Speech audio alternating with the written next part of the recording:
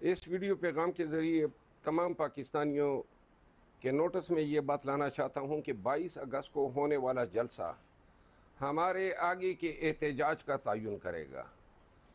اگر ہم یہ دیکھتے ہیں کہ تمام رکاوٹوں کو توڑ کے پاکستانی اس جلسے میں بھرپور شرکت کرتے ہیں، یہ ہمارے لیے حوصلہ افزائی بھی ہوگی، ایک امید نو دے گی، اور خان کی آزادی، مینڈیٹ کی ریکوری اور قانون کی بالادستی کے لیے خان کے قافلے کو، ہم سب کو ایک ہمت دے گی۔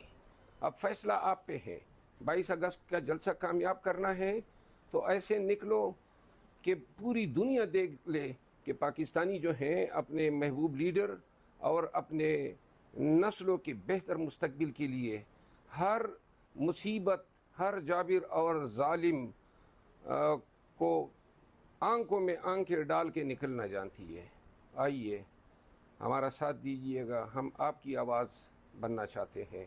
ہم پاکستان کی سلامتی اور پاکستان کی بہتر مستقبل کے لیے وہ جدوجہد کرنا چاہتے ہیں جو پاکستان کو حقیقی آزادی سے ہمکنار کرے گی۔ 22 اگست کا دن ہم سب کے لیے ایک نئے تاریخ کا تعین کرے گا، ایک نئے تاریخی موڑ کا سبب بنے گا۔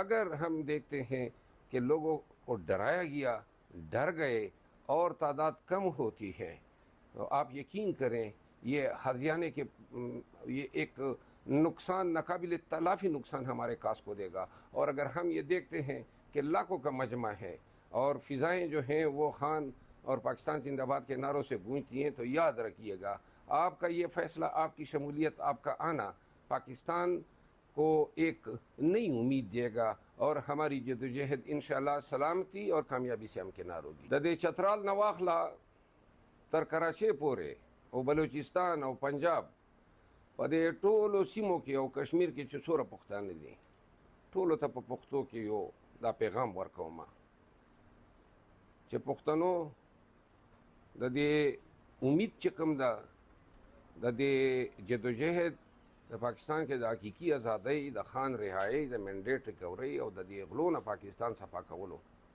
دا صرف تاسو نه ما ده.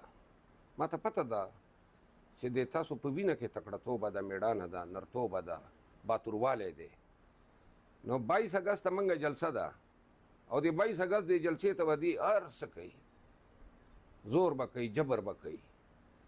نو د نر زمنو دا پلار نیکه، غور نیکه او زمونږ تاریخ همیشه د دې نه ډک دی چې په پښتو مو په غیرت مو چېرته سمجوده نه ده کړې. راشئ نن زمونږ ملګرتیا وکئ، د خان ملګرتیا وکئ، دا تاریخ جوړیږي لګیا ده.